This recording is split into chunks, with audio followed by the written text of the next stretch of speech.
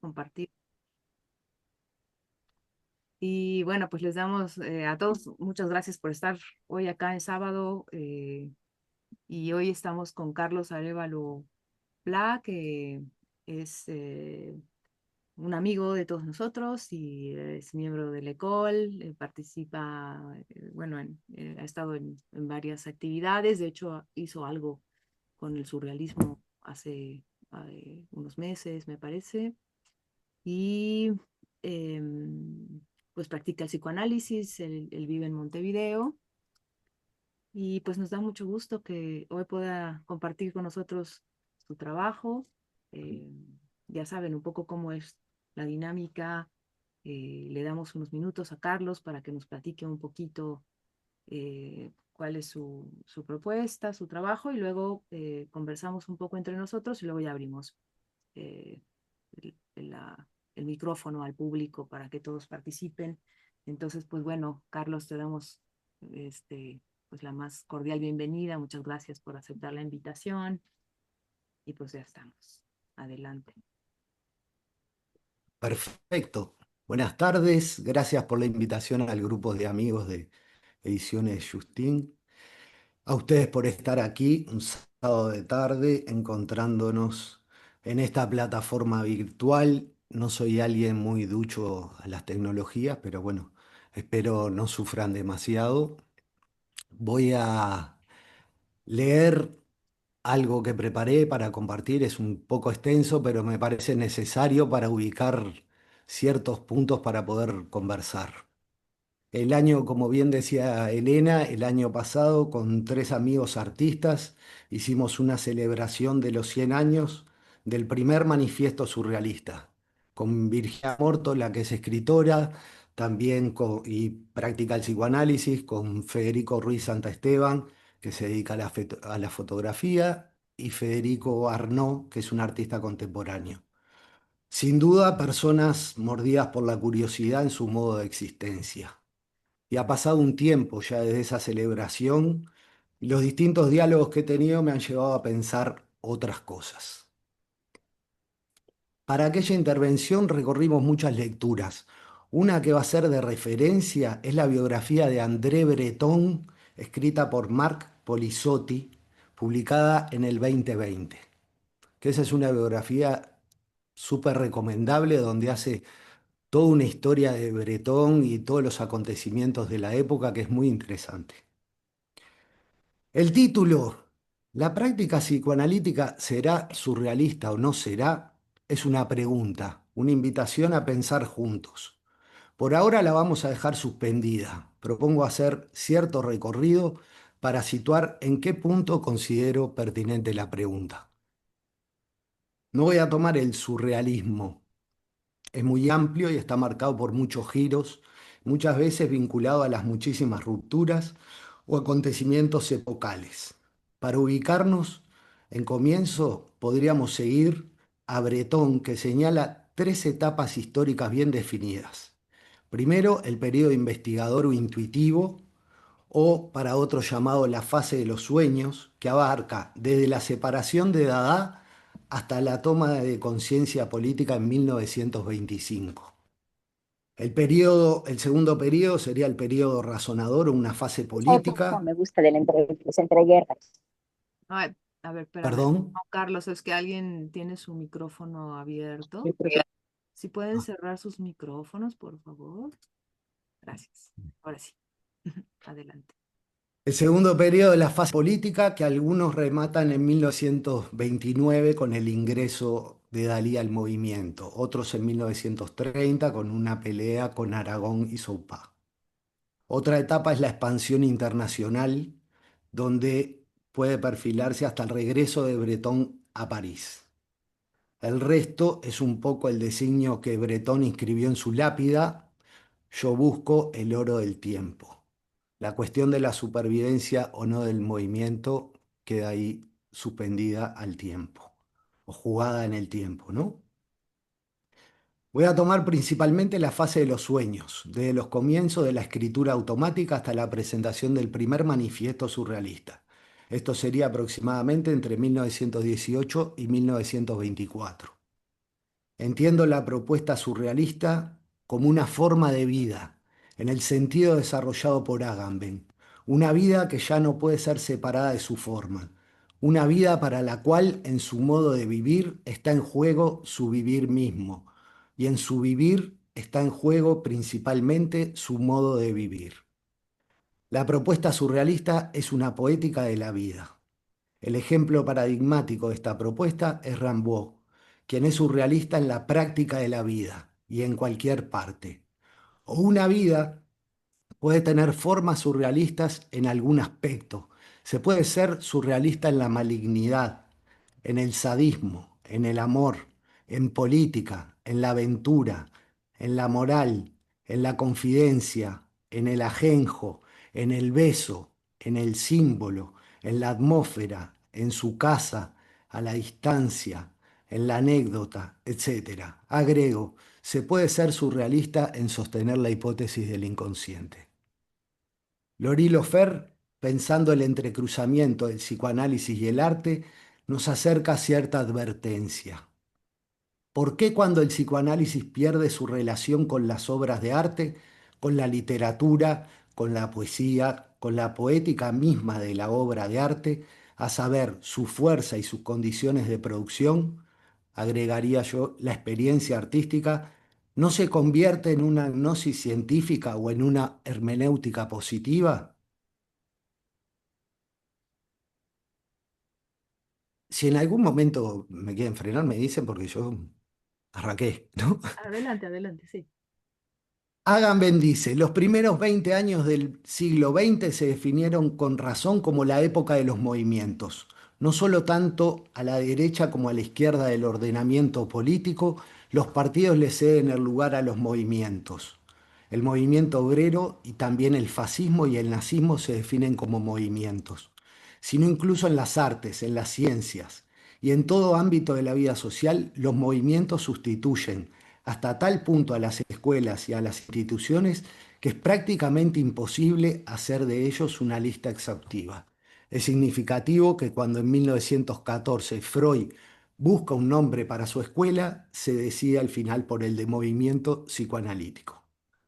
Generalmente estos movimientos tienen algo en común, una mirada crítica sobre lo que está ocurriendo sociopolíticamente, una mirada crítica hacia la visión del mundo de la época y muchas veces su contraposición a todo modo de la cultura.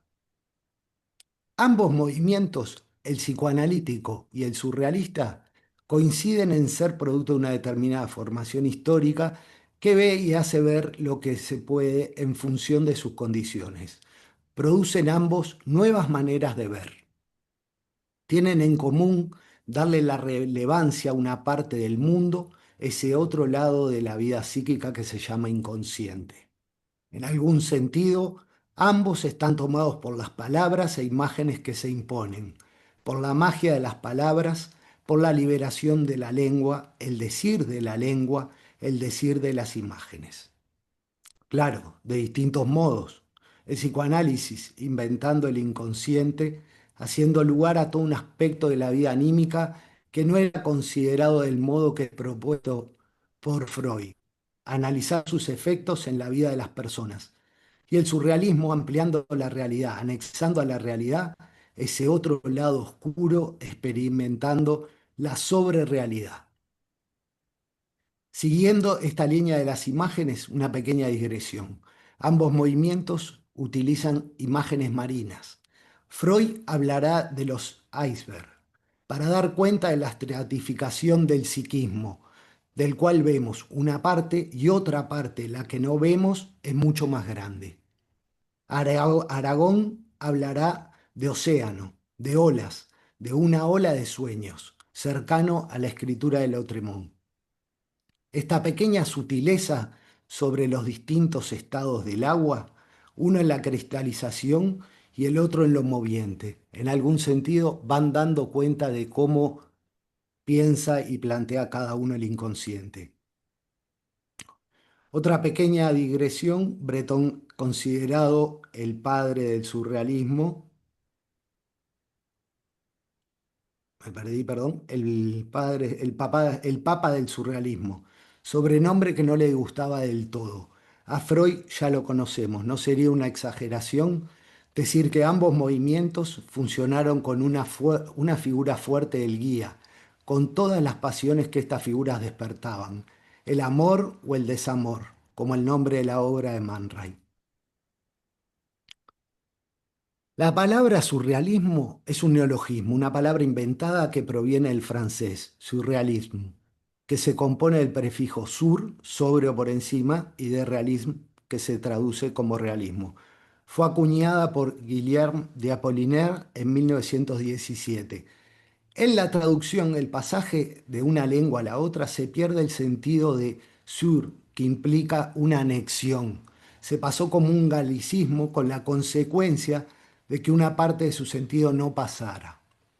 Podríamos pensar aquí las consecuencias de este efecto, algo contrario al espíritu surrealista de ampliar la realidad para transformarla.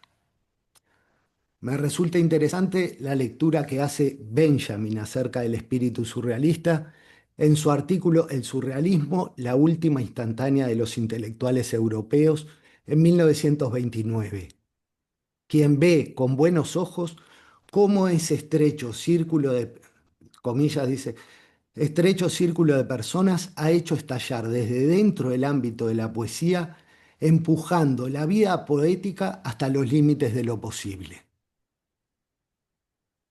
Y ahí continúa Benjamin con la cita que puse en el argumento. Pero en sus inicios, cuando irrumpió sobre sus fundadores como una ola cargada de sueños, se anunció como el más cabal, concluyente y absoluto de los movimientos. Hacía suyo cuanto tocaba. Parecía que la vida solo merecía la pena si el umbral entre vigilia y sueño quedaba anulado por un ingente flujo de imágenes. El lenguaje parecía serlo solo si sonido e imagen y sonido se interpenetraban con tal automática y feliz exactitud que no dejaban resquicio alguno por donde insertar la ficha del sentido. Esto se me hace un punto central al que volveremos, la diferencia en cómo es tratado el inconsciente por los surrealistas y por los primeros psicoanalistas, el lugar del sentido y cómo se llega a él.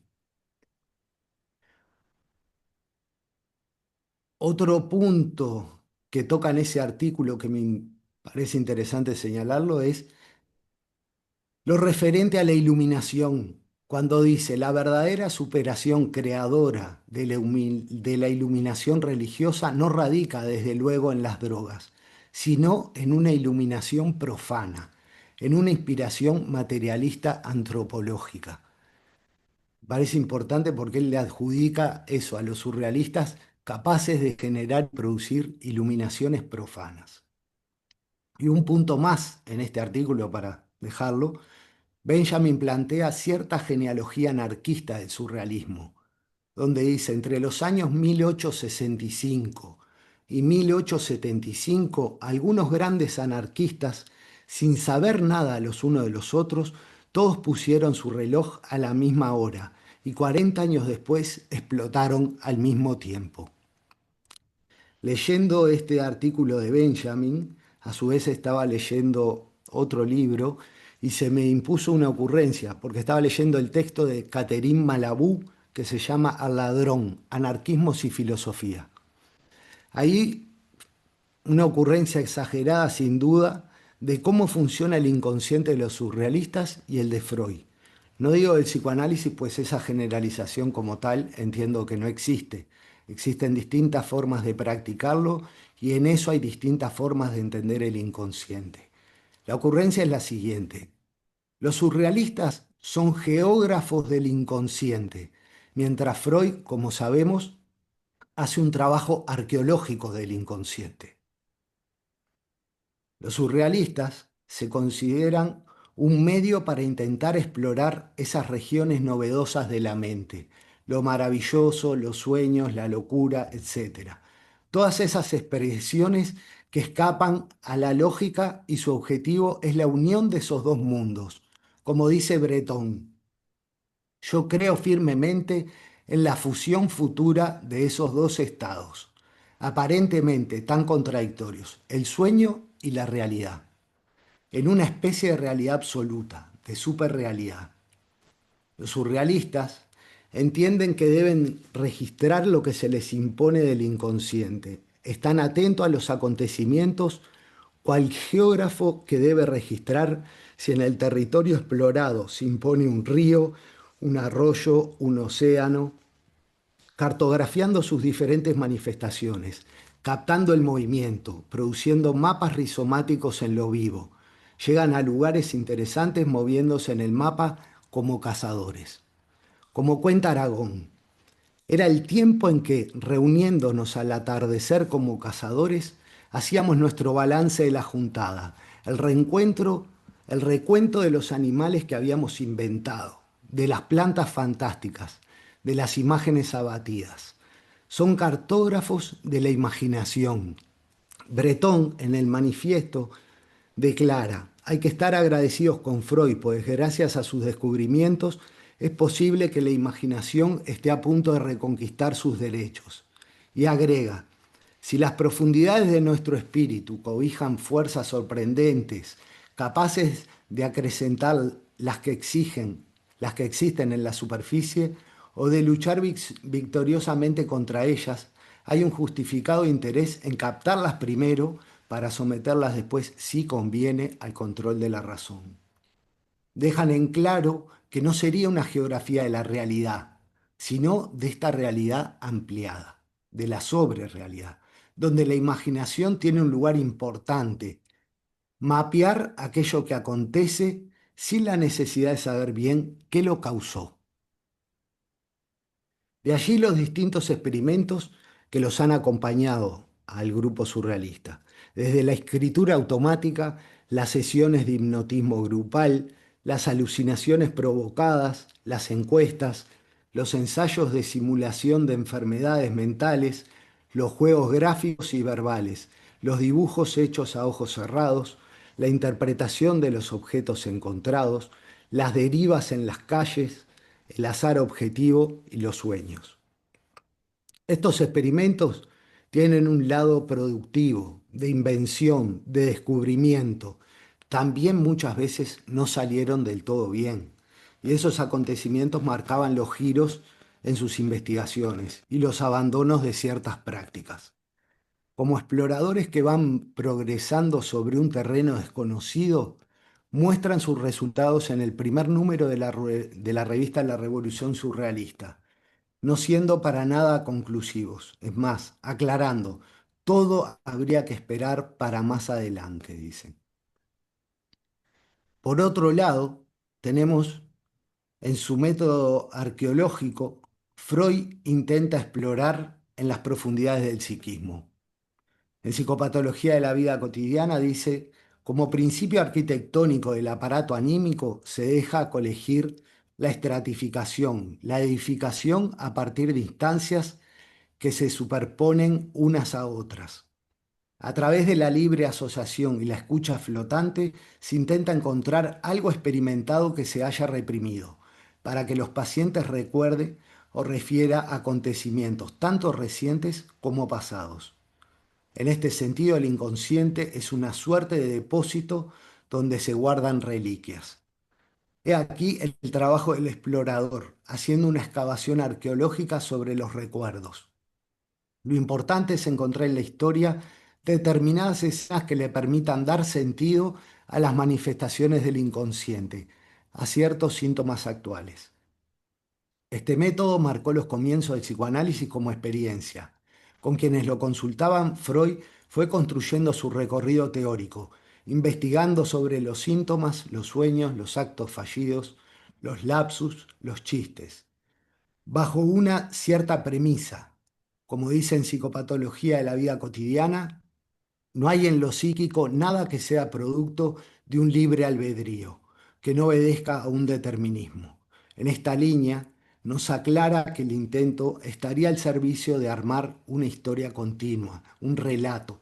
Entonces el sentido es histórico, ya está dado, hay que encontrarlo en la historia del sujeto. He aquí la gran diferencia de método entre los surrealistas y Freud.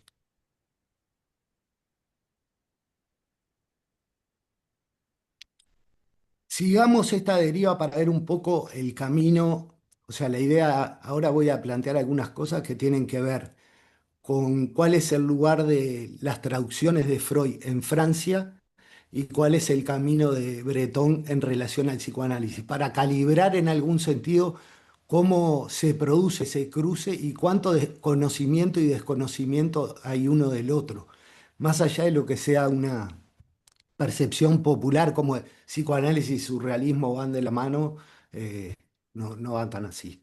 ¿Sí? Sigamos esta deriva para ver un poco el camino del acercamiento de Breton a las lecturas de Freud y el de las traducciones de Freud en Francia. Esto nos permitirá tomar la dimensión de cuál era el conocimiento de los surrealistas de la obra de Freud en el momento del manifiesto. Tengamos en cuenta que Breton no manejaba el alemán para ubicar la posible lectura que pueda haber hecho de él. En 1920 aparece traducido al francés con la primera traducción de 5 lecciones sobre psicoanálisis en Ginebra a cargo de Yves Lelay, y se trataba de un texto escrito en 1909, de cuya existencia Breton se enteró de boca de Freud cuando lo visitó en Viena en 1921, a sus 25 años. Este dato está en la entrevista con el profesor Freud en Viena, un texto de Breton publicado en la revista Literature en marzo de 1922. Es interesante por el tono de la escritura, donde hay algo que deja leer que Breton iba en busca de impresionar a un posible maestro y salió defraudado, pues no tenía los brillos que él buscaba. Recién en 1922, Samuel Yankelevich realiza la traducción de Psicopatología de la vida cotidiana. Tal vez este fue como plantea Saran Alexandrian, el texto que tuvo una influencia decisiva en las primeras etapas del movimiento surrealista. Estos son los materiales traducidos de Freud en el momento de la aparición del manifiesto surrealista. En 1925, un año después de la salida del manifiesto, y según el esquema cronológico que presentaba anteriormente, en el momento del abandono de la época de los sueños por el grupo para entrar en su fase más política, aparece la traducción al francés de la interpretación de los sueños a cargo de Ignaz Meyerson. Ahora vamos a ver algunos puntos de la vida de Breton para calibrar cómo fue su aproximación al psicoanálisis. En 1913, bajo presión familiar, estudiaba medicina. En el 1914 tomó un curso al cual leyó los trabajos de Regis y Angelo Gesnar sobre el psicoanálisis de las neurosis y la psicosis, y el resumen de psiquiatría de Manuel Regis. Estos textos lo marcaron en su forma de pensar. En 1915, un año después de estallar la Primera Guerra Mundial, lo envían como camillero al frente. Llega a la clínica de neuropsiquiatría de Saint-Dizier el 26 de julio de 1916. Durante varios meses fue su casa, fue el centro psiquiátrico. Allí se bañan las aguas de la psiquiatría, de la mano de Jean-Marie Charcot y de Emile Kraepelin. Luego se trasladó al Centro Neurológico de la Pitié, donde fue alumno de Joseph Babinski, que era uno de los alumnos predilectos de Charcot. Sus primeras aproximaciones a Freud fueron de forma indirecta, obviamente nunca constructiva, y sus lecturas de Freud, como veríamos por el tiempo de las traducciones, le llegaron tardíamente, pero sí estaba al tanto del método de Freud por los cursos que había recibido, ¿no? Cuenta Breton acerca del momento de la escritura de los campos magnéticos, dice, completamente ocupado como estaba con Freud en ese momento y teniendo la familiaridad que tenía con sus métodos de examen, que había tenido oportunidad de poner a prueba con unos pacientes durante la guerra, me decidí a obtener de mí mismo lo que estaba tratando de obtener de otros. Esto es, un monólogo dicho tan rápido como fuese posible sin ninguna intervención de parte de las facultades críticas, un monólogo que estuviera lo más cerca posible del pensamiento hablado. Aquí Breton pone en paralelo la asociación libre con la escritura automática, como una forma de generar cierta pérdida del yo. Por lo pronto, de no tener un discurso controlado por la razón. La escritura automática se volvió en ese momento el gran experimento del grupo surrealista. Dice Breton que cuando él y su pa escriben los campos magnéticos a cuatro manos, le genera cierta dificultad mostrárselo a Aragón, que era el tercer integrante de la banda, por el miedo a cómo iba a ser recibido. Con el tiempo, esta práctica de escritura será reivindicada a modo de lucha contra la literatura de escritor, guerra que se sostuvieron desde su revista Literature. En esa época conoce a Sami Rosentok, un rumano conocido como Tristán Tzara, creador del dadaísmo. Breton le dice que sabe un poco de literatura, filosofía y algo de psicoanálisis, los conocimientos que se adquieren en el bachillerato.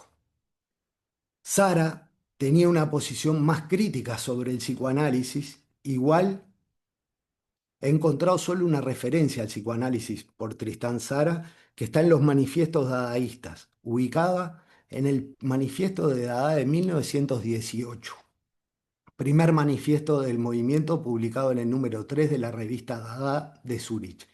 Y allí dice: Dada, he aquí una palabra que lleva las ideas a la casa. Todo burgués se siente dramaturgo, inventa distintos discursos y en lugar de poner en su lugar a los personajes convenientes a la calidad de su inteligencia, crisálidas en sus sillas, busca las causas y sus fines, según el método psicoanalítico que practica, para dar consistencia a su trama, historia que habla y se define. Y agrega un punto más en el manifiesto. Dice: el psicoanálisis es una enfermedad dañina que adormece las tendencias antirreales del hombre y hace de la burguesía un sistema. No hay verdad definitiva. Con el tiempo, yo creo, o a mi entender, se aprecia la agudeza con que Tristán Tzara entiende el psicoanálisis de su época. Aquí otra deriva en resonancia a las críticas de Tristán Tzara. Carlos, perdón, ¿podés repetir la frase de Sara sobre el psicoanálisis? Sí, la segunda parte.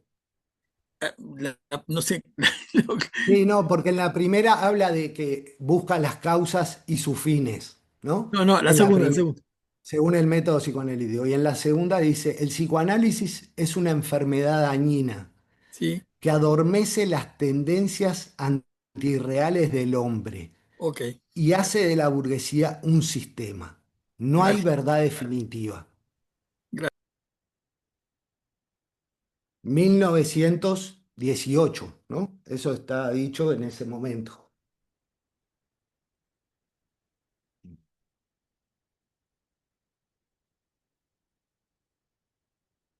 Ahora voy a hacer otra deriva, Perdón, no sé si tenés otras indicaciones más del manifiesto. otras indicaciones en qué sentido. Como esta, no hay verdad definitiva, eh, porque también hay otras que alcanzan, que tienen un parentesco con el psicoanálisis. Hay varias en el manifiesto, Alicia, Yo hay estoy pero varias, hablando, capaz no que, sé si capaz tomas. que, capaz que lo dejemos terminar, ¿no? Y después hacemos la. Ajá. Mm. sí, sí, sí. Y este es el manifiesto dadaísta, no es el Sí, surrealista. sí, sí, sí, sí, sí, el de Tazara, sí. Bien. Con el tiempo, otra deriva, en resonancia a esta crítica de Tristán Tzara. En otras coordenadas temporales, volvemos a encontrar 50 años después, en el año 1972, la postura de Deleuze y Guattari en el Antiedipo. No vamos a desplegar esa crítica, solo dejar apuntado que se refiere a la lectura del funcionamiento familiarista del inconsciente. Un punto que no es un detalle menor.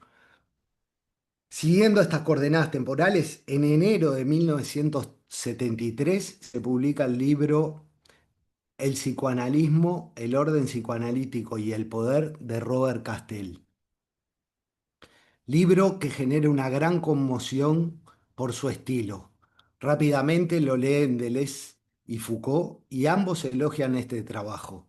Foucault en su curso en el que está dando ese momento, que es sobre el poder psiquiátrico, y Deleuze en 1973 va a publicar en Italia un texto que se llama Cinco propuestas sobre el psicoanálisis, que de algún modo me interesa que algunos estén sobre la mesa hoy. Iré a alta velocidad para mencionar estas propuestas como si fuera un paréntesis, pero me parece que está bien dejarlas consignadas. La primera propuesta de Deleuze dice: el psicoanálisis supone cierto peligro político que le es propio y que se distingue de los peligros del viejo hospital psiquiátrico. Este constituye un lugar de encierro localizado. El psicoanálisis, por el contrario, funciona al aire libre. Deleuze es muy claro sobre el lugar del psicoanálisis en la producción de subjetividad en el siglo XX. Plantea además allí cómo el psicoanálisis nos habla mucho del inconsciente para concebirlo como un parásito de la conciencia. Eso me parece que es un punto importante. Esta puntualización me parece súper interesante y tal vez vamos a poder decir algo más al final, pues dan el clavo de algo de lo que intento proponer. La segunda propuesta de Deleuze dice: el psicoanálisis es una máquina completamente montada, constituida para impedir que la gente hable. Dirá que cuando alguien se psicoanaliza parece que habla mucho, pero lo hace frente a una máquina psicoanalítica que está hecha para suprimir las condiciones de una verdadera enunciación. Enfatizará: se diga lo que se diga, se está atrapado en una especie de torniquete, de máquina interpretativa. Sin duda es un momento en el cual queda claro, luego de la publicación de Lógica del Sentido, que hay una gran lectura de Deleuze sobre la obra de Melanie Klein, ¿no? Y creo que ahí a ese tipo de psicoanálisis en algún sentido van dirigidas mayoritariamente estas críticas, ¿no? Sin duda, dicen, la tercera propuesta avanza un poco más. Dice: el psicoanálisis procede de esta manera porque dispone de una máquina automática de interpretación. La máquina interpretativa puede resumirse del modo siguiente: se diga lo que se diga, lo dicho quiere decir otra cosa, ¿no?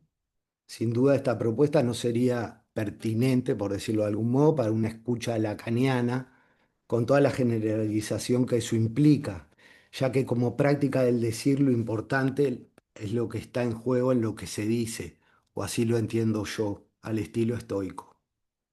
Las otras propuestas son gigantes, tocan el libro de Castell y la lectura freudo-marxista que circula en la época. El libro de Castell lo recomiendo porque es muy interesante.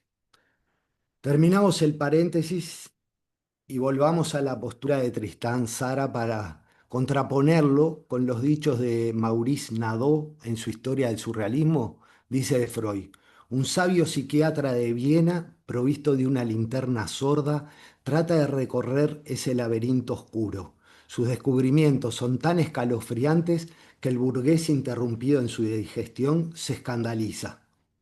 Linterna sorda en el sentido, entiendo yo, de haber explorado otro método para escuchar lo que se decía.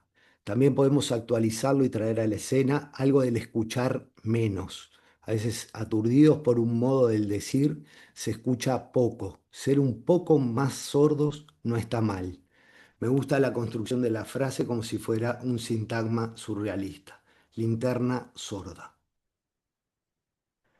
Ahora volvamos a aquellas afinidades y diferencias dentro de los movimientos que comentábamos a propósito del decir de Benjamin. En la frase, la historia del sueño, Benjamin decía: la historia del sueño aún está por escribirse. Da cuenta de que no hay una verdad sobre el tratamiento de los sueños y tanto el psicoanálisis como el surrealismo en ese sentido hicieron sus caminos.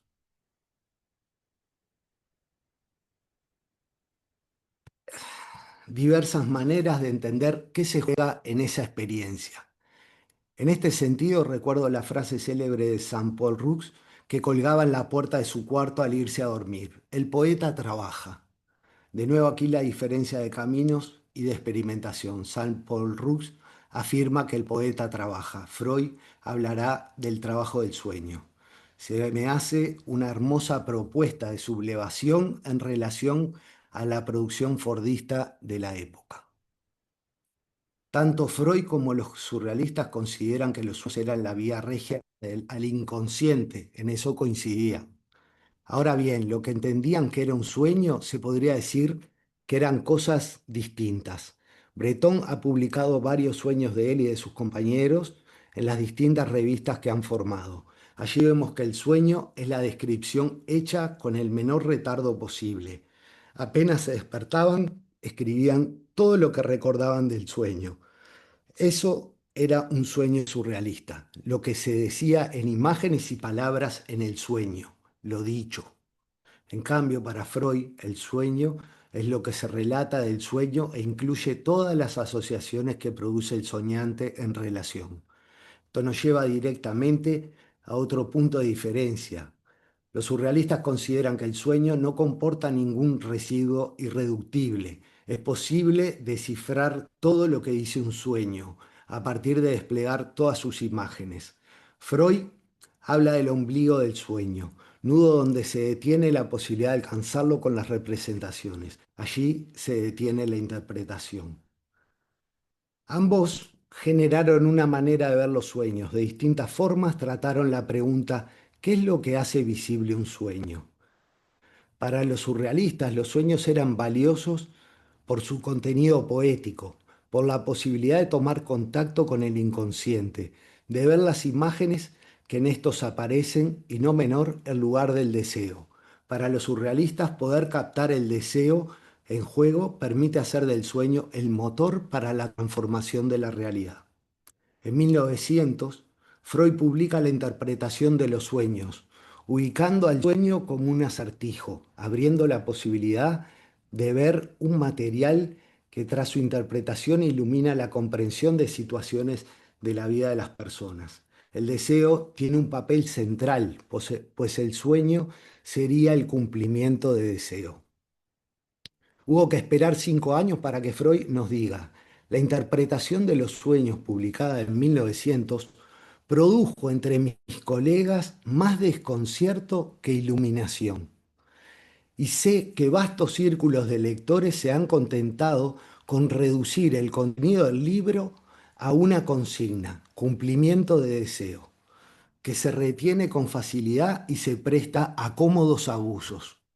Este punto ameritaría un trabajo para entender qué pensaba Freud que no se pudo ver por quedar encandilados con esta consigna. Breton, luego de los halagos hacia Freud hechos en el manifiesto, propone ciertas críticas en los vasos comunicantes. Ahí ya estamos en el año 32. La traducción de la interpretación de los sueños tiene algunos años de circulación. Allí cuestiona que sea cada vez menos debatida y agrega: según la cual el sueño es siempre la realización de un deseo. Es notable que haya habido un hombre que intente realizar prácticamente sus deseos en sueños. No olvidemos que en estos años el movimiento se encuentra en la fase política, donde el postulado es que el deseo debe transformar la realidad. Breton establece entonces una continuidad, una ética en relación al sueño que lo liga a la acción, y en ese sentido que la crítica de Freud, que le critica a Freud la distinción entre realidad psíquica y realidad material. También es cierto que Freud, en la construcción de su teoría, irá desdiciendo, dejando caer ciertas cuestiones en relación a los sueños. Por ejemplo, la discusión con Artemidoro en relación a los sueños proféticos, ¿no? Porque Breton va a decir que Freud se equivoca en este abandono, considera exclusivamente el sueño como revelador del pasado, es negar el valor del movimiento.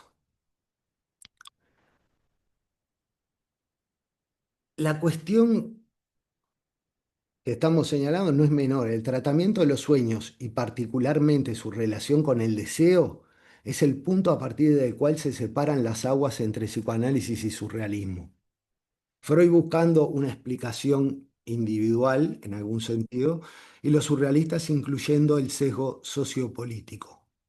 De todas formas, ambos movimientos concuerdan con la importancia de los sueños y resaltan la experiencia del sueño como fundamental, experiencia que abre la posibilidad de que la vida cambie a partir del trabajo del soñante. El punto del sueño me parece que tiene ciertas derivas que tal vez admita algunos comentarios. En su carácter sociopolítico, pues aún no está confirmado si es que hubo algún vínculo o contacto con los surrealistas, pero Charlotte Bérard estuvo en París en los años 20. En 1966 se edita su libro El Tercer Reich de los Sueños, en el que aparecen más de 300 sueños recolectados en los comienzos del régimen nacionalsocialista en Alemania, entre 1933 y 1939. En este verdadero trabajo de sueños, estos cumplen otra función, como ella los nombra, son diarios nocturnos. Lo producido en el sueño no es ajeno a los acontecimientos sociales. Parafraseando a Gustavo Castellano, el trabajo realizado por Verar pone en cuestión la división en categorías estancas, el yo y lo social, cuando quizás la cuestión tenga otra complejidad, más aproximado a entenderse como una banda de Moebius en la que en rigor no hay cara interior ni cara exterior. También en ese punto hay un grupo de investigación en Rosario que el año pasado publicó La pandemia de los sueños, un archivo onírico del COVID-19, donde plantean a los sueños cumpliendo la función de sismógrafo de su época.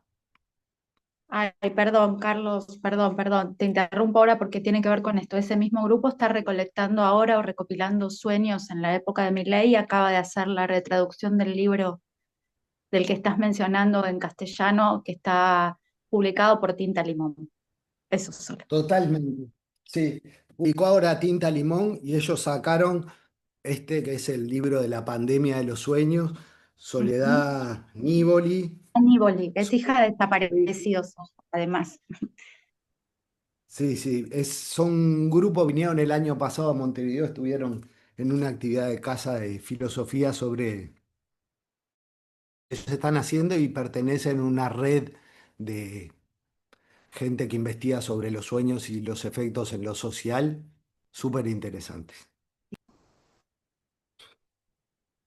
Vamos, ahora vamos a poner otras coordenadas para visualizar algo de lo que hemos venido puntualizando. Ahora pega un giro, pero ya como se va acercando al final.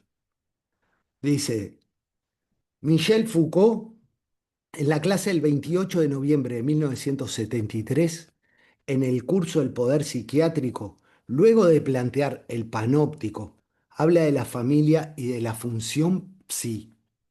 Es impresionante la articulación que realiza para ubicar la función psi. Voy a leer una cita larga para ponerla en común. Aquí tenemos entonces toda una suerte de trama disciplinaria que se precipita cuando la familia falla y constituye, por consiguiente, la avanzada misma de un poder controlado por el Estado, en los casos en que ya no hay familia. Pero esa avanzada de los sistemas disciplinarios no se hace jamás sin referencia a ella ni sin funcionamiento cuasi familiar o pseudo familiar. Se trata, me parece, de un fenómeno muy característico de la función necesaria de la soberanía familiar con respecto a los mecanismos disciplinarios. En esa organización de los sustitutos disciplinarios de la familia, con referencia familiar, constatamos la aparición de lo que llamaré la función psi, es decir, la función psiquiátrica, psicopatológica, psicocriminológica, psicoanalítica, etc. Cuando digo función, no solo aludo al discurso, sino a la institución y al propio individuo psicológico. Creo que es, en verdad, la función de esos psicólogos, psicoterapeutas, criminólogos, psicoanalistas.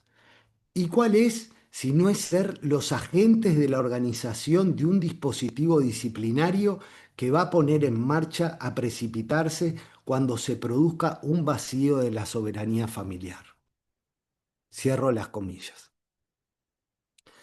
Si asumimos como verdadera la apuesta de Foucault, vemos qué lugar le asigna al psicoanálisis, la función psi, la cual nació, por supuesto, del lado de la psiquiatría, ¿no?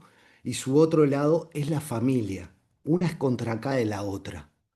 Surge a efectos de permitir la refamiliarización del individuo. Es más, esa era su misión. Me gusta porque sumisión se escucha también la sumisión, ¿no? Aparece para desempeñar el papel de disciplinar a todos los indisciplinables. Foucault, para ser más claro, dirá, comillas, por fin, a comienzo del siglo XX, la función psi se convierte a la vez en el discurso y el control de todos los sistemas disciplinarios. Es el discurso y la introducción de todos los esquemas de individuación, normalización y sujeción de los individuos dentro de los sistemas disciplinarios. Y agrega, dice, no es sorprendente que el discurso de la familia, el más discurso de la familia, entre comillas, de todos los discursos psicológicos, es decir, el psicoanálisis, pueda funcionar desde mediados del siglo XX como el discurso de la verdad, a partir del cual es posible analizar todas las instituciones disciplinarias y por eso, si lo que digo es verdad, habrán de comprender que no se puede oponer una crítica de la institución o la disciplina escolar, psiquiátrica, etcétera, una verdad que se haya formado a partir del discurso de la familia. Habrá que esperar a la clase del 9 de enero del 74 para que aporte otro sesgo de las funciones psi, que me parecen relevantes.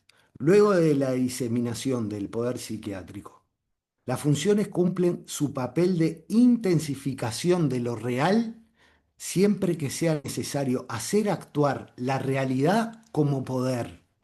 Y para aclararnos nos da un ejemplo. Si vemos aparecer psicólogos en la escuela, la fábrica, las prisiones, el ejército, es porque tercian exactamente en el momento en que cada una de esas instituciones se ve en la obligación de hacer funcionar la realidad como poder o bien de dar valor de realidad al poder que se ejerce dentro de ellas. Agrega. Así, el saber funciona como poder y ese poder del saber se da como realidad dentro de la cual está situado el individuo. Eso me desencadenó una serie de inquietudes, pues buscando Foucault el psicoanálisis dentro de la función psi, ¿qué nos obliga a reflexionar sobre nuestras prácticas? ¿Qué saber se produce en psicoanálisis y qué función cumple? Aquí tendríamos que retomar algo de lo que dijimos al comienzo.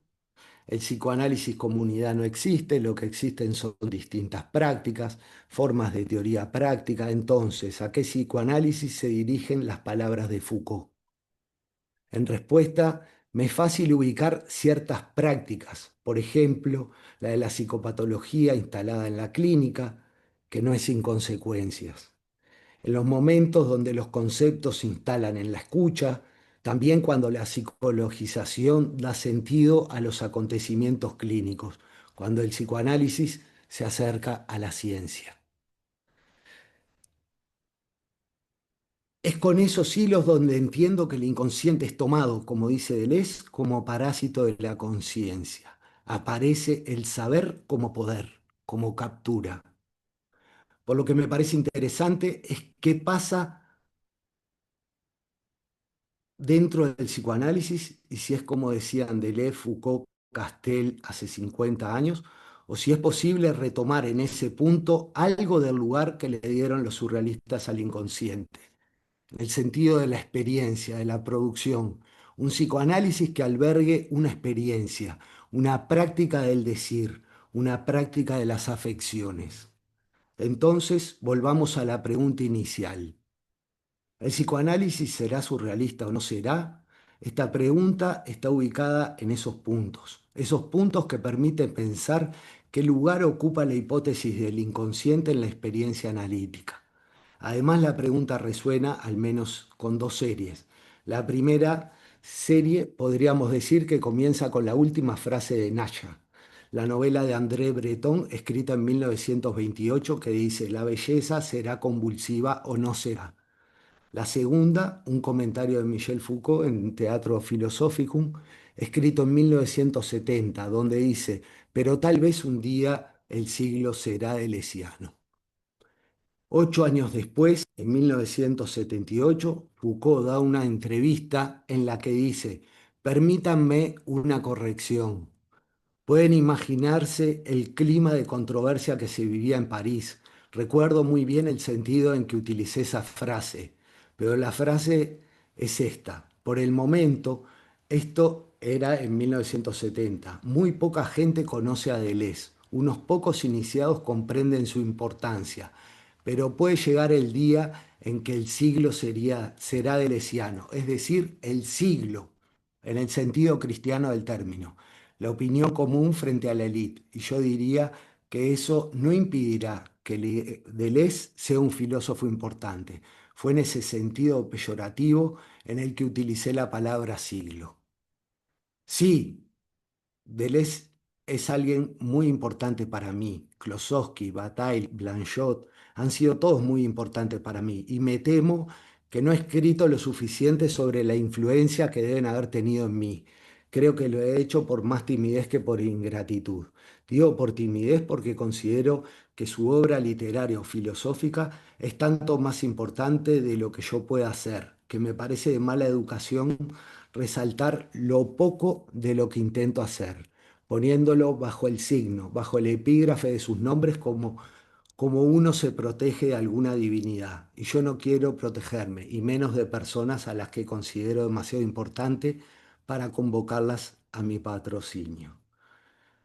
De estas dos series, ya voy terminando, dice, de estas dos series, Jean Alouche produce una primera síntesis, lanzando una apuesta enfatizando: el psicoanálisis será Foucaultiano o no será. Veamos un poco esta declaración. Aparece en el libro El psicoanálisis, una erotología de pasaje. Ahí se reúne un seminario de Alouche que brindó en Córdoba en 1997 y que está publicado por Litoral, donde encontramos un capítulo que se llama Continuación parisina. Y ahí podemos leer la declaración escrita de esta manera: la posición del psicoanálisis, digo, ¿será Foucaultiana o el psicoanálisis no será más? Esto tuvo cierta controversia en el momento de ser formulado. En esas coordenadas, dice Alouche, quiere decir, pues, en primer lugar, que tenemos a cargo hacer que Lacan alcance a Foucault. En ese tiempo entendía que había varios puntos en común en la investigación de Lacan y Foucault, pero que Foucault le llevaba cierta ventaja en su aproximación a la erotología. 17 años después, en el 2015, he citado Jean Alouche a un coloquio Foucault y el psicoanálisis, y allí realizo una intervención que se llamó El psicoanálisis será Foucaultiano o no será, donde retoma esa declaración. Allí hizo un recorrido sobre la vecindad entre Foucault y Lacan, donde lo que ambos rechazaban entonces no son solamente las vías psiquiátricas y psicológicas de la normalización, ni solamente la exigencia equívoca de un pensamiento sistematizado, sino rechazan también al sujeto fenomenológico donante de sentido. En este trabajo me resulta interesante ver el matiz de corrimiento en relación a qué será Foucaultiano. Y dice: el psicoanálisis será Foucaultiano desde el momento en que haya sabido poner un término a esa mezcla teratológica de dos metodologías que persisten en ella. Hacemos como si la clínica tuviera el mismo sentido en la psiquiatría y en el psicoanálisis. Michel Foucault es, para dentro del psicoanálisis, el hombre de una línea divisoria de aguas. Poder ver qué se juega en los distintos momentos de esta declaración nos permite ver en qué problemas Alouche la hizo intervenir. desde el lugar de Eros en la experiencia analítica hasta la separación psiquiatría-psicoanálisis, que es necesario introducir en nuestras prácticas por las consecuencias que conlleva. Es una fórmula categórica sin duda y que tiene algo de prescriptivo, pero a su vez da en el clavo. Para ir concluyendo, Maurice Nadeau comenta, los surrealistas se dieron cuenta de que tratar de cambiar la vida, su propia vida individual, es quebrantar los fundamentos del mismo mundo. Esto resuena en cómo entiendo el análisis. En los prolegómenos, en el tercer manifiesto del surrealismo o no, en 1942, Breton hace una observación que me parece importante. Parafraseándola dice, esta observación está dedicada a quienes ignoran que solo puede existir una gran expedición en el dominio del análisis cuando se emprende con riesgo de la propia vida. Bastante exagerada, pero en algún punto tocaría algo de la frase de Bataille de arriesgar lo imposible. Algo de lo que se puede jugar cuando uno emprende un análisis. No es sin poner en riesgo la propia vida. ¿Cómo recibir algo de eso cuando alguien demanda un análisis? Traigo a colación la última frase de Una ola de sueños, el texto de Aragón que funciona como contrapunto del manifiesto surrealista. ¿Quién está ahí? Ah, muy bien. Hagan pasar al infinito. Ahí. Gracias, Carlos. Pues hay muchísimo que platicar, la verdad, y discutir, creo. Se me ocurren un par de cosas, y Fernando, no sé, Roberto, Marina, si quieren también. Y luego ya, seguramente el público también tiene mucho que decir.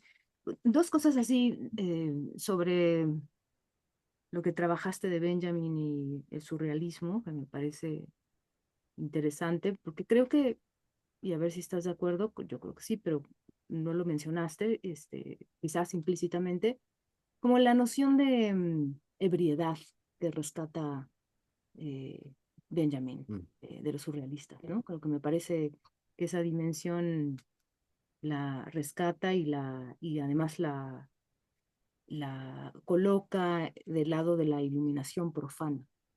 Y creo que es una ujú, discusión también de la época que tiene que ver con la diferencia entre religión y ciencia, la manera en cómo la, digamos, como algunos hablarían de, por ejemplo, estos polos más del lado de la modernidad, de hablar de racionalidad, irracionalidad, oscuridad, luz, ¿no?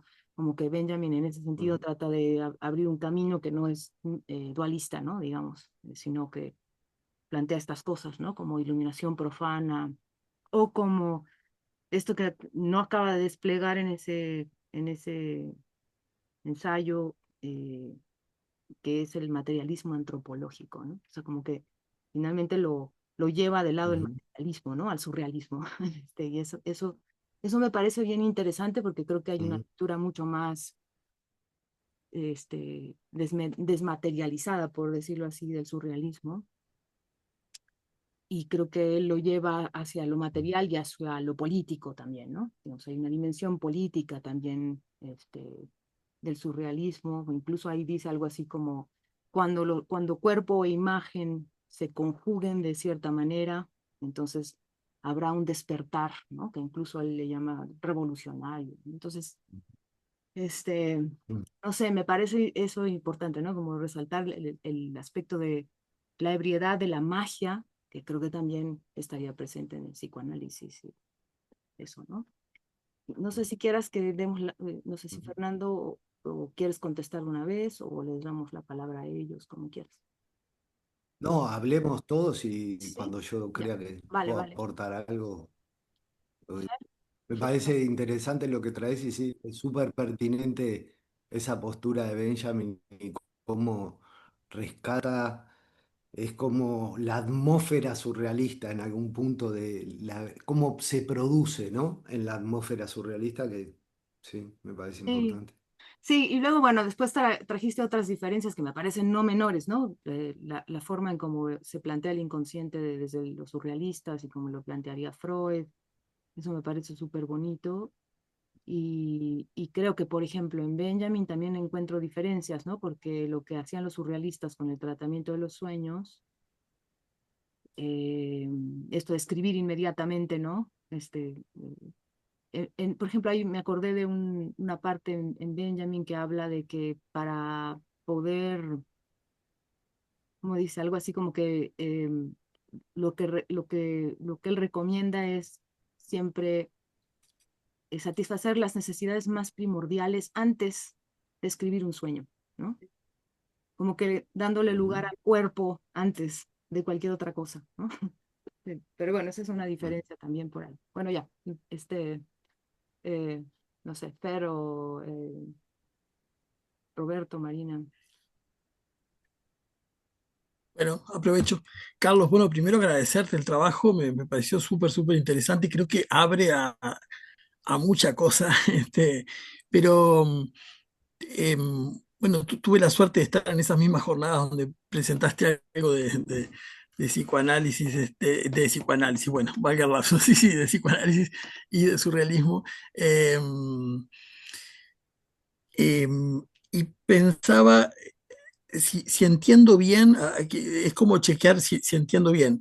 Se podría decir que vos encontrás aún, para usar esa expresión lacaniana, encontrás aún en el surrealismo algo que permita fugar, tomando un poco esto último que traías de Foucault, algo que permita aún fugar de esa función, sí, de la que marca, en la que enmarca Foucault al psicoanálisis, que tendría que ver con esas tres cosas que vos dijiste, la experiencia, el psicoanálisis como experiencia, como práctica del decir, y como, bueno, práctica también supongo de las afecciones. ¿Iría por ahí tu apuesta? Sí, exactamente. Creo que ahí, en ese punto es que cuando nosotros empezamos a organizar el encuentro sobre surrealismo y empecé a leer cosas sobre surrealismo, en algún momento caí en la cuenta que eso todo se estaba produciendo a la vez que se estaba produciendo el psicoanálisis.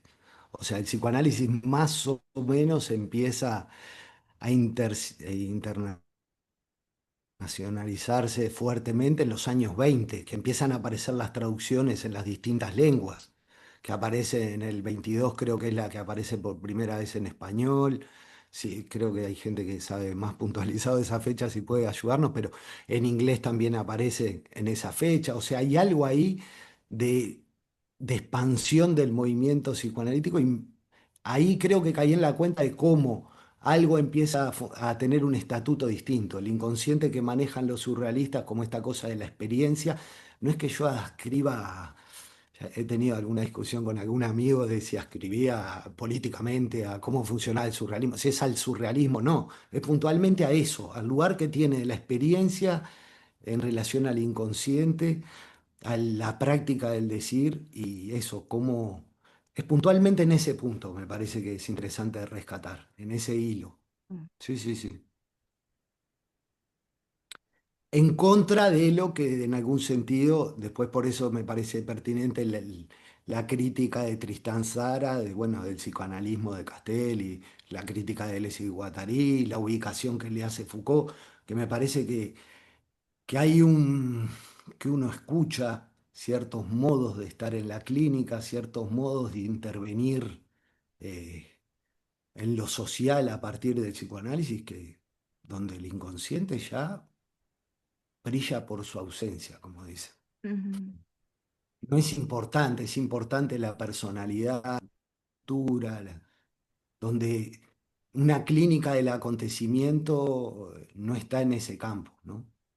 Hay una clínica del saber, escuchar a alguien decir, bueno, estuve tanto tiempo trabajando con alguien, solo en un momento no sabía lo que estaba pasando. A mí esas cosas mm, me ocupan, sí. Por lo Eh, menos, por decirlo de algún modo. Tal vez intervengo por acá. También sumo a los agradecimientos.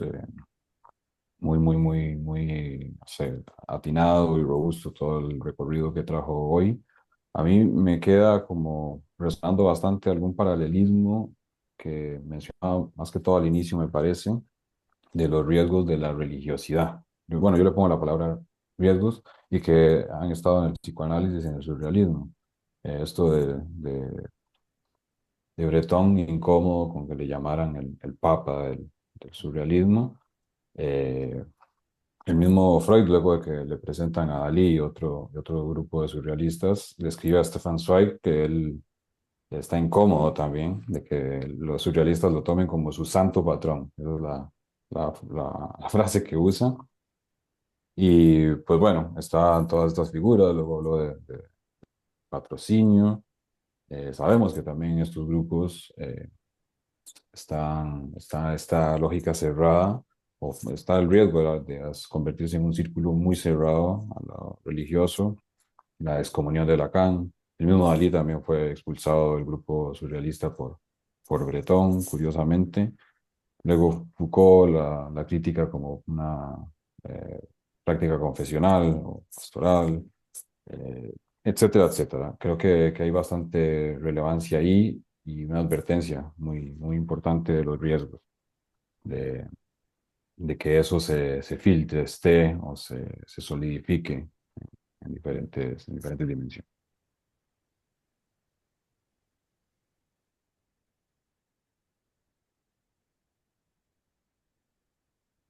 No sé si quieras comentar algo, Carlos. Me parece pertinente lo que dice Roberto.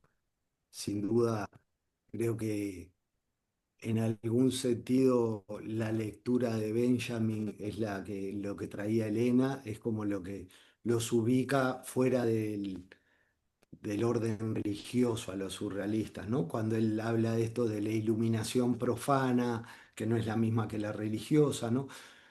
En una época también de mucho misticismo y muchas creencias de todo tipo, ¿no? Comienzos del siglo XX. Aunque por ahí todavía se sigue usando la imagen de la luz, ¿no? Como algo que viene a iluminar. eh, Mm, bueno, como lo decía al inicio, con Freud con lo del iceberg, el témpano de hielo, como algo que no está tan a la vista, y que mm, bueno, sigue siendo una metáfora que tiene sus dicotomías pues bastante problemáticas, ¿no? mm.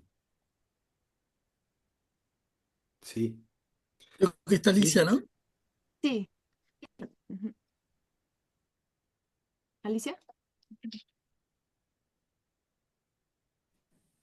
Ah, bueno, sí, me sumo sí a los agradecimientos y este acercamiento que nos traes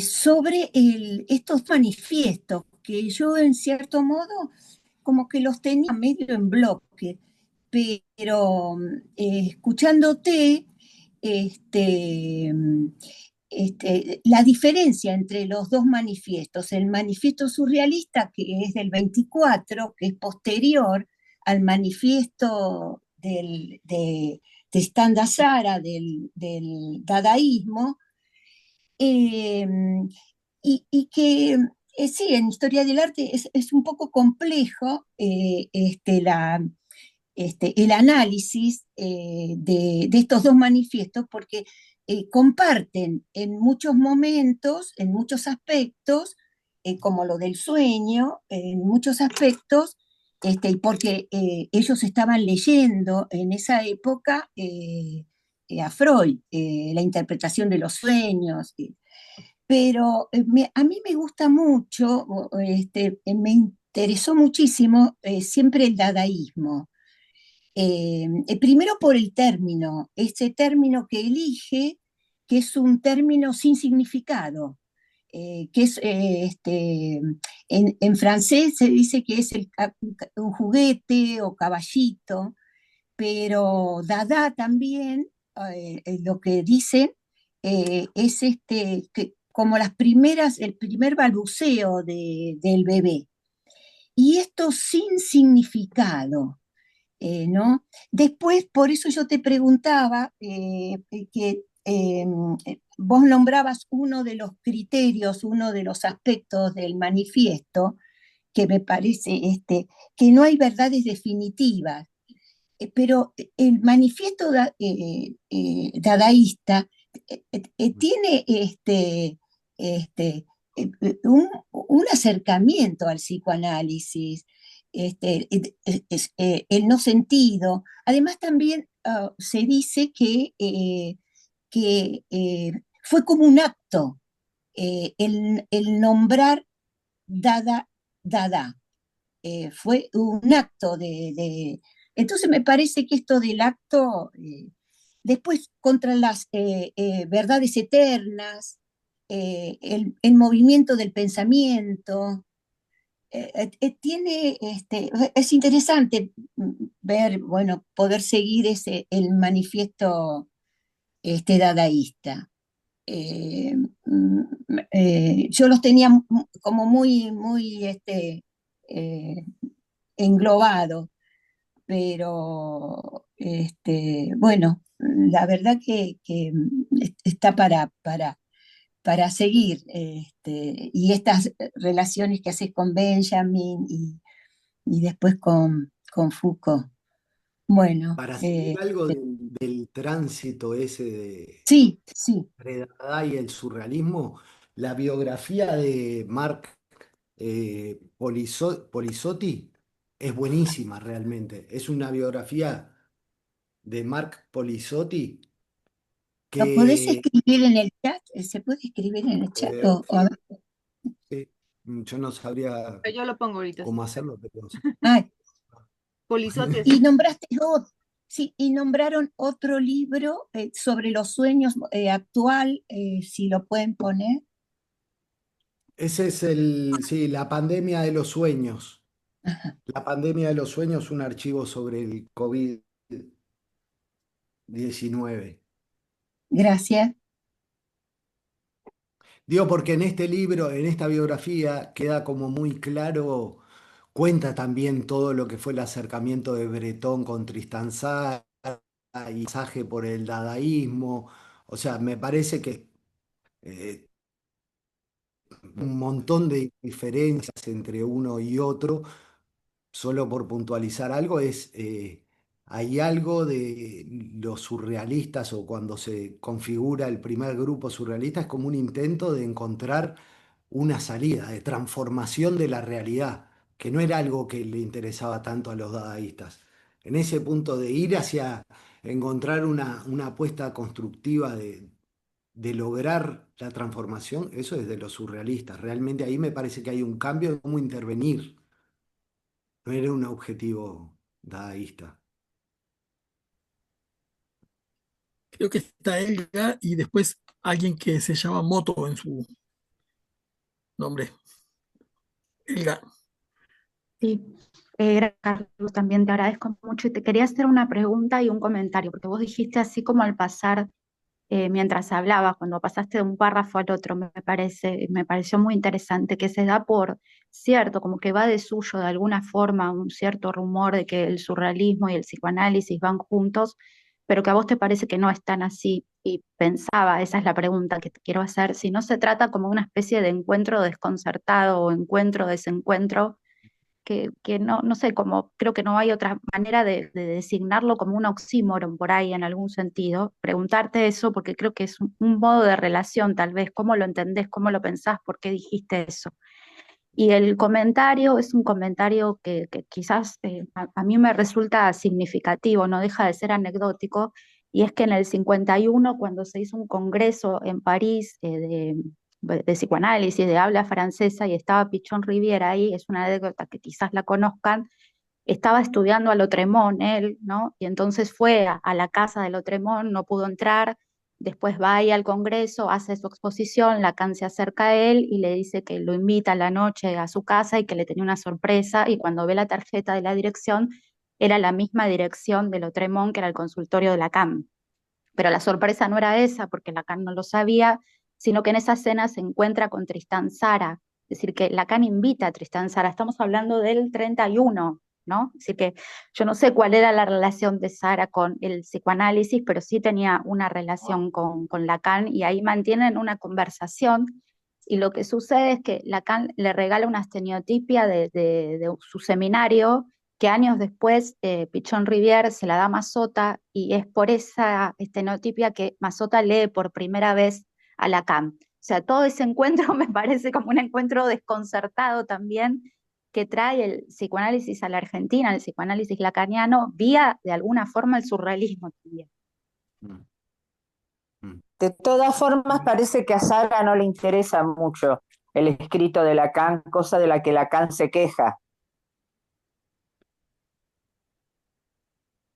Sí, claro, o sea, uno puede ver en la última sesión del momento de concluir, Lacan dice que él le había entregado un escrito a Tristán Tzara, no sé si no eran vecinos, y entonces Sí, se lo eran cruzaban vecinos y le del mismo había edificio. entregado un escrito y Tristán Tzara nunca le respondió nada. Y eso había pasado en los años 30, 40, no recuerdo bien, pero en la última sesión del momento de concluir, él habla de Tristán Tzara diciendo que quedó un silencio ahí, ¿no? Hubo algo ahí que quedó en silencio. Hasta ahí podemos ir.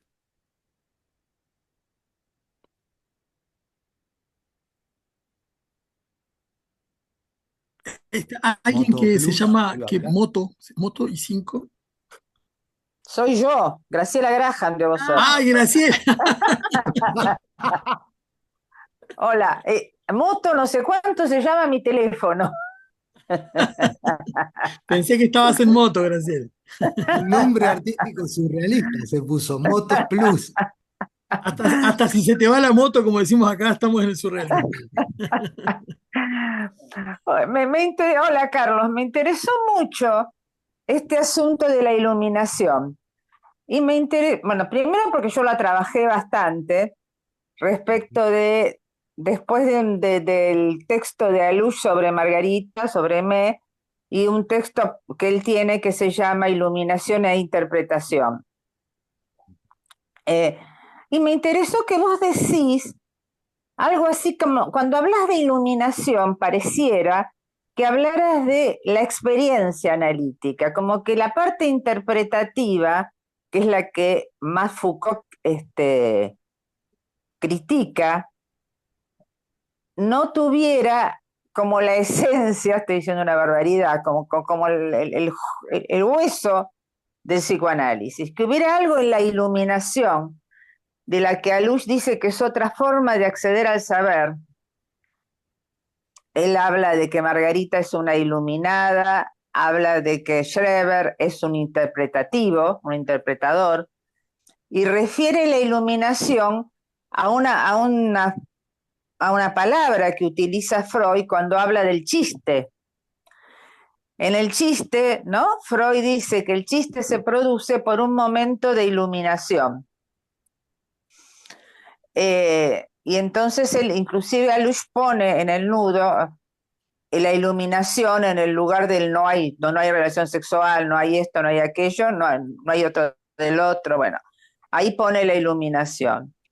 Quiere decir que la iluminación tiene como una importancia respecto de la práctica analítica que de alguna manera, yo no diría que no, que reemplaza, pero que va junto a la interpretación, que tiene la misma importancia o quizás a veces más importancia, esa idea de iluminación. Y me acordaba de Greta Stern, la que fotografiaba sueños, ¿no? Alemana que fotografiaba sueños.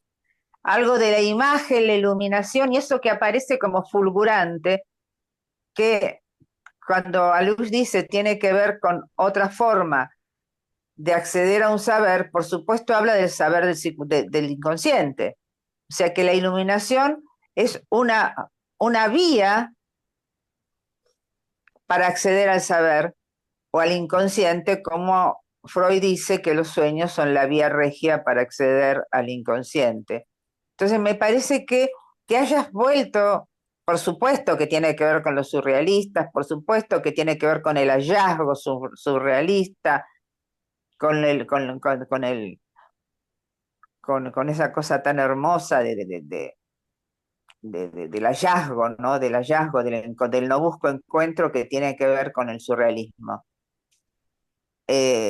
con Nadia caminando, Nadia encontrándose con la novela de Breton, de Nadia encontrándose, ¿no?, con él en las calles, sin buscarse se encuentran.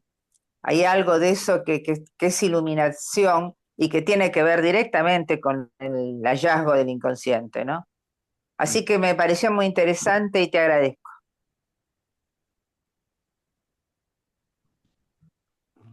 Gracias.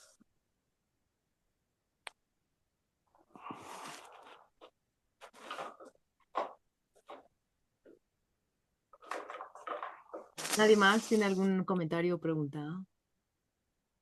Yo quisiera, Venga. aprovechando justamente lo que acaba de decir Graciela, si no me equivoco, era su nombre. Sí. Bueno, primero que nada, claro, también, Carlos, muchas gracias. Primer comentario, es la primera vez que te escucho y la primera vez que conozco tu trabajo y todo, y quisiera también saber dónde más puedo estar encontrando tu trabajo. Siguiente punto, eso es de iluminación, me estaba llamando mucho la atención también, em, porque yo apenas me estoy como envolviendo en estos términos de iluminación, la obra de luz, etcétera, etcétera. Y me pareció muy interesante a partir de lo que dijo Graciela, porque he escuchado en otros espacios, no sé qué tan bien o qué tan, no voy a decir mal, pero hacia dónde dirigirlo, porque están tratando hasta lo que se está planteando, ¿verdad? O sea, como de separar la iluminación como de lo inconsciente. Entonces, ahorita que Graciela trae esto y todo lo que estamos planteando, yo decía, pero pues no sé cómo que cómo separarlo, o por qué separarlo, o en qué momento se une, o no sé.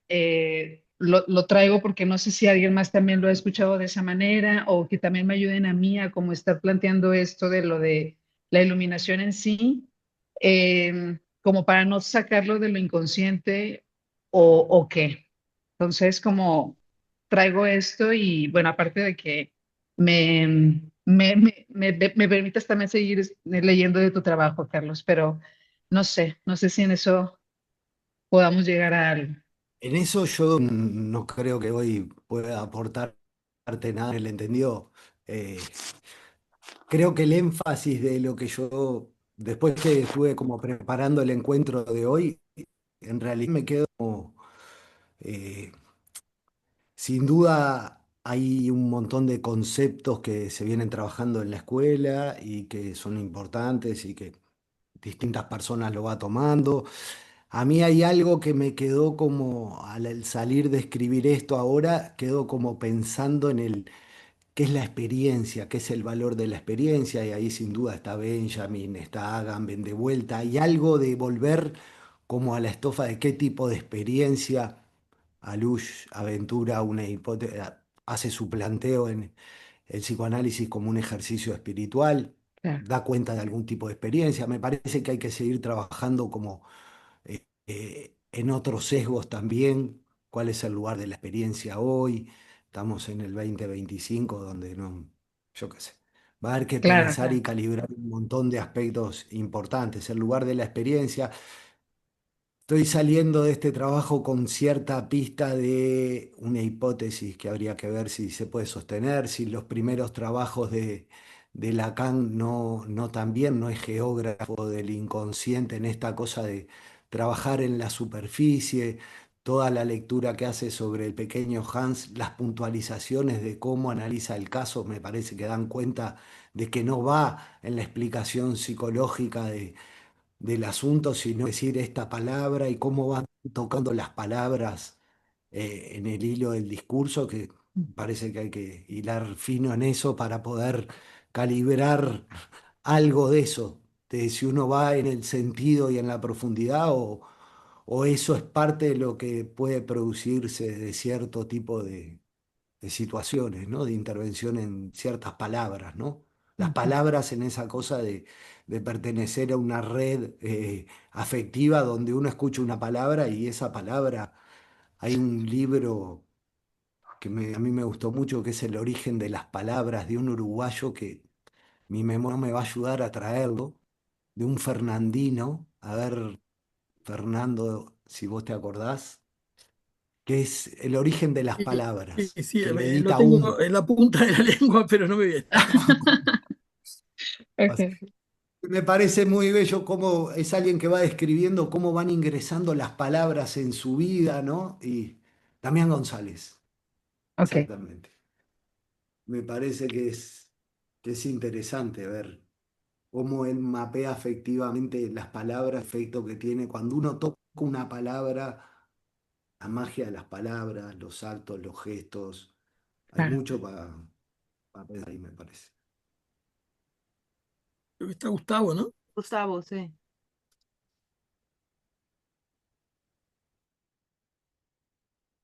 Ya estoy. Hola, Hola. ¿cómo están?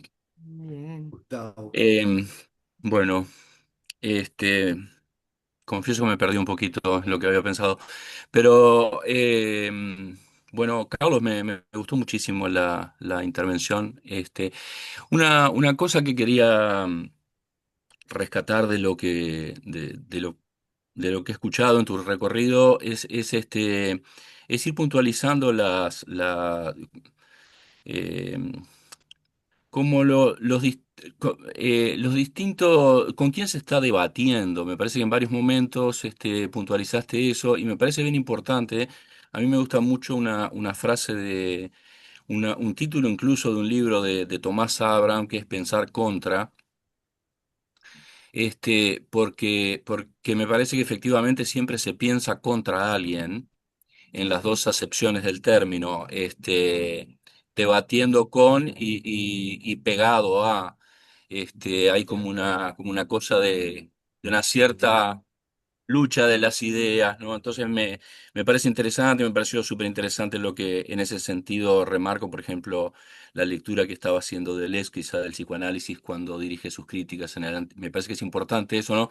Porque si no queda una especie de cosa grandísima de que critica al psicoanálisis. Me parece que eso es sumamente complicado.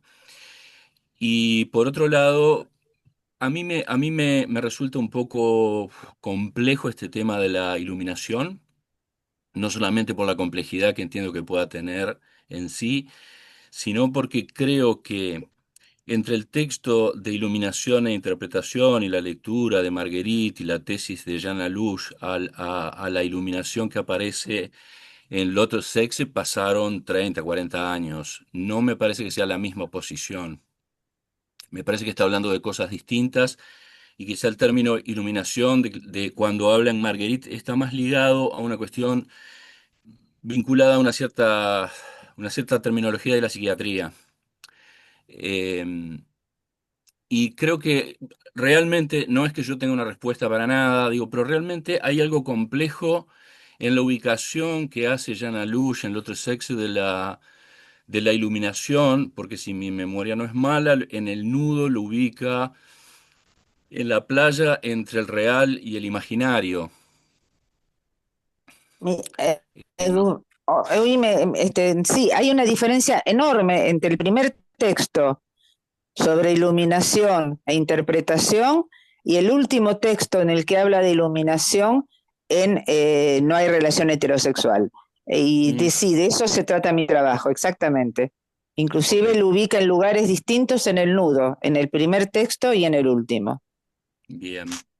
Entonces, para concluir lo que quería decir, si yo no sabría cómo sostener esa idea de que la iluminación tiene algo, que es algo del registro del inconsciente, si está ubicado en esa playa entre el real y el imaginario. Me complica un poco la cabeza Mm. pensarlo así. Me gusta que Jana Lush diga algo así como que se trata de un relámpago. Entonces es algo que rompe el cielo, es un chispazo y se fue. Y ya se fue. Después viene un ruido, pero en fin, me parece que creo, creo yo, o intuyo yo que hay algo de quizá de un propio ajuste de cuentas que hace Lush consigo mismo, de quizá algo excesivo por el lado del significante. Pero no sé si esta teoría mía se sostiene, hay que trabajarla bastante más. Eso, gracias. quizás, Gustavo, quizás se trate, no se lo estoy pensando ahora, lo pensé un poco en el trabajo, también no se trata del mismo inconsciente, ¿no? El inconsciente de los años Sí, 50 y 60 y el inconsciente de los últimos años de Lacan, sobre todo a partir de Lancet. sí, sí, eso sin duda. Eso sí, claro, claro, claro. Claro, sí, totalmente.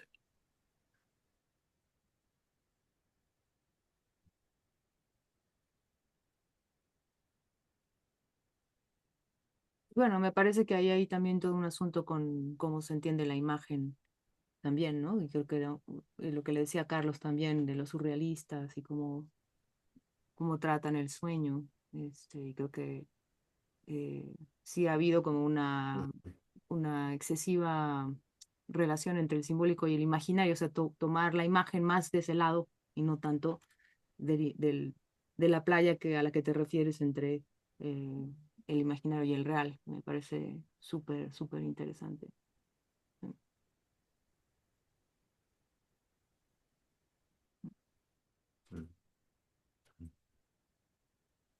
Playa y relámpagos nunca se llevan muy bien, ¿no? Es verdad.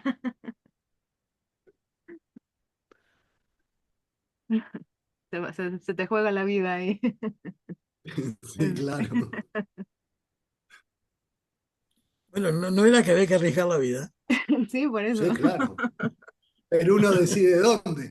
No es Ah, así. bueno, o no. En la medida de lo que puede, en la medida de lo que puede. Sí, sí. En eso me parece interesante también que yo no, cómo hacen las salidas, las derivas, ¿no? Surrealistas, que eso también es otra cosa. Mm, Cuando en un momento, fines del año 23, Paul Eluard desaparece de la escena y nadie sabe dónde está, ¿no? Y se va a Bretón, van 5 o 6 que eligen en el mar de dónde arrancar un viaje de 10 días y salen y van siguiendo el azar de los acontecimientos, ¿no? Como, y donde tienen discusiones, charlas, no duermen, vagabundean. Hay algo ahí que es como vuelven, se habían publicado los campos magnéticos y la crítica había sido terrible, ¿no? Entonces realmente el grupo estaba consternado de qué iba a hacer con eso. Y ahí vuelven como tratando de ver si se terminan peleando, ¿no? Llega la intensidad a un punto que se pelean, empiezan como al regreso y ahí van a escribir una carta al alba, empiezan a reunirse para hacer como una declaración, para reivindicar como un prólogo al, ¿cómo es que se llamaba? El pez, era carta al alba en relación a Carta al Alba, donde en realidad va a surgir de ahí una ola de sueños de Aragón y el manifiesto surrealista de Bretón, ¿no? Esta cosa como de salir a una deriva y no saber a dónde se va a llegar, ¿no? Y algo de eso también tiene el análisis, me parece, claro. de cierto modo. Ujú. Hay algo de ir a la deriva de ciertos acontecimientos que me parece importante. Yo quería, ahora que dijiste deriva, Carlos, justamente en esas jornadas yo trabajé la deriva que ocurrió cuando ellos salen huyendo por la ocupación nazi, con el apoyo ahí de Peggy Guggenheim, y en realidad es comiquísimo cómico, bueno, más o menos, porque se quedan sin agua y en el barco y tienen que recalar en la Martinica. Y es en la Martinica donde se encuentran con el trabajo de los Césaire, de M. Césaire y Suzanne Césaire, y con toda la cuestión afro y de la negritud del momento, y de toda esa espiritualidad y también ese arte que realmente le hace decir a Bretón, bueno, después lo dice en México también, en realidad esta es la tierra del surrealismo, algo así, ¿no? Digo, pensando en ese desencuentro que hay entre Europa y lo que no es Europa, y cómo en otras espiritualidades y eh, en otras situaciones geopolíticas, el surrealismo tenía otras derivas también. No, no sé si vos trabajaste algo de eso o conocés ese episodio, en fin. No, no trabajé algo de eso, sí, he leído algunas cosas en esa lectura del surrealismo y entiendo que hay algo de cierta racionalidad de Occidente que en Europa se presentifica de un modo en ciertas partes de Europa y por lo pronto que en América es bien distinto. Y sí, Bretón cuando llega a México y hace un croquis de un mueble y se lo manda a hacer y se lo traen como exactamente como el dibujo del croquis que hizo y dijo, "Ah, este es un surrealismo de verdad, ¿no? Hay algo de otro entendimiento de la realidad, ¿no? Sí. Como lo sorprende realmente de cómo se maneja la realidad de otro modo, con otras cosas en juego, ¿no? Claro.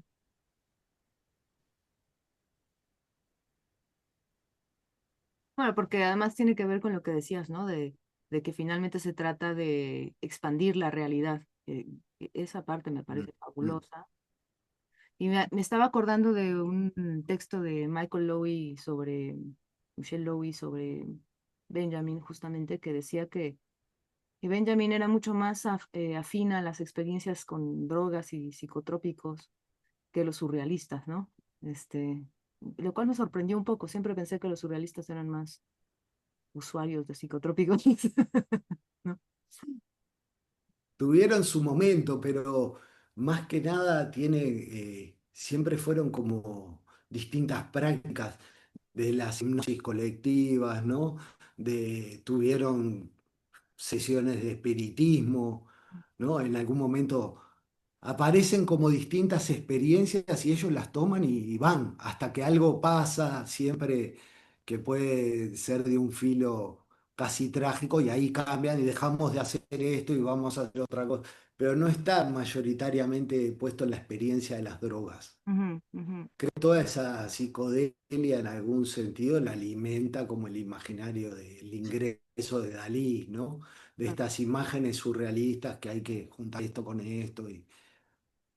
Pero no está, me parece que Pierre Narville, que es como el que trae el sesgo más político cuando entra a juntarse con el grupo surrealista, eso tiene un efecto donde el giro es como de transformar la realidad políticamente, ¿no? Hay como una cierta inquietud de eso, ¿no? Al punto, bueno, cuando van a México van a conocer a Trotsky, o sea, porque primero se vinculan con el Partido Comunista, eso no funciona porque ellos aspiraban cierto lugar al grupo central del partido a pensar las cosas y no, y los mandaron con los obreros del carbón y dijeron, no, como que ellos aspiraban también cierto lugar de reconocimiento en ese sentido, ¿no? Pero sí tuvieron sus derivas de orden político, bueno, como vinculado a eso, ¿no? Bueno, de hecho, se dice que una conferencia que Bretón da en Haití, después que llegan a Nueva York, bueno, al final llegan a Nueva York y se aburren horriblemente en Nueva York y Bretón logra ir a Haití a dar unas conferencias. Se dice que una de sus conferencias, que en realidad cambió cuando iba yendo por toda la revolución en Haití, coadyuvó a la liberación de Haití. Bueno, digo, tenía efectos también, incluso impensados, ¿no? Sí, claro. Bueno, hay algo de eso, ¿no? Del lugar de lo impensado en la experiencia, ¿no? Que me parece que es la crítica fuerte que en algún punto le hace Foucault al psicoanálisis. Mm, Cuando funciona en el campo de la función psi, el saber produce cierta realidad y ejerce un poder y entonces tal cosa pasa tal cosa, entonces tal otra. No hay del orden de lo impensado, es del orden de la certeza, del saber, ¿no? claro. Y eso para mí en la práctica psicoanalítica tiene sus consecuencias y sus riesgos. Capaz que la crítica de Tristán Sará no estaba tan alejada de lo real, ¿no? Es muy agudo que lo haga en el momento, ¿no? Mm. Que en la misma época algo de una lucidez de captar, bueno, acá hay algo que va en un sesgo obviamente que iba en contra de cómo él estaba en esa cosa de mucho más del sinsentido, de tocar la Mm. estofa de las cosas por otro lado, ¿no? Mm. Incluso la dimensión de clase, cuando dice hacer de la burguesía un sistema, ¿no? Ni Mm. que hablar, ni que hablar. Sí. Pero bueno, ahí también hay otra, se me ocurre que también con Benjamin hay una crítica a eso, me parece, ¿no? No sé, porque no me acuerdo muy bien, pero creo que sí, porque cuando como está enfatizando lo que te decía al inicio, ¿no? La dimensión más extática, digamos, ¿no? La magia de la experiencia como tal, Mm. él considera, Benjamin, que los surrealistas de pronto se enfocan demasiado en algo que está siempre por fuera del pensamiento. Y a Benjamin también le parece que hay partes del pensamiento que pueden atravesar esa dimensión extática, que no está excluido el pensamiento, ¿no? En esa lógica de pensamiento-afecto como algo diferente, por ejemplo, ¿no? Ujú.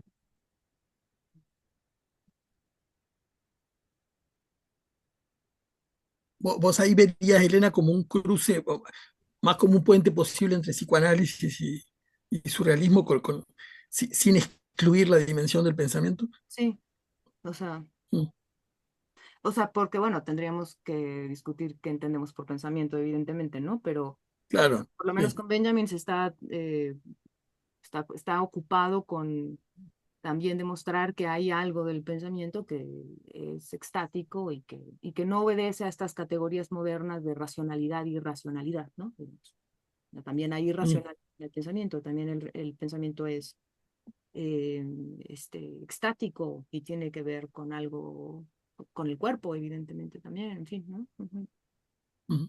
Que, que por ahí también para Dalí el pensamiento es una especie de delirio organizado y que es otro de los puntos de encuentro con Lacan y la lectura de Lacan a Dalí, de su método paranoico crítico y de la postura de Lacan de un delirio que ya nace también sistematizado. Pues creo que por ahí también hay más vértices. Claro. Mm. Sí, yo creo que para ver encuentros y desencuentros hay muchísimos puntos, ¿no? Que uno podría ver dónde se encuentran, dónde se desencuentran. Mismo la historia del surrealismo tiene muchos acercamientos y muchas despedidas, ¿no? Fuertemente. Bataille, Artaud, o sea, muchos caminos que se encontraron y se separaron y eso tiene efectos dentro del grupo, del movimiento y en esas separaciones qué cosas se juegan, posturas políticas también muy fuertes. Parece que hay mucho, es un campo grande, realmente.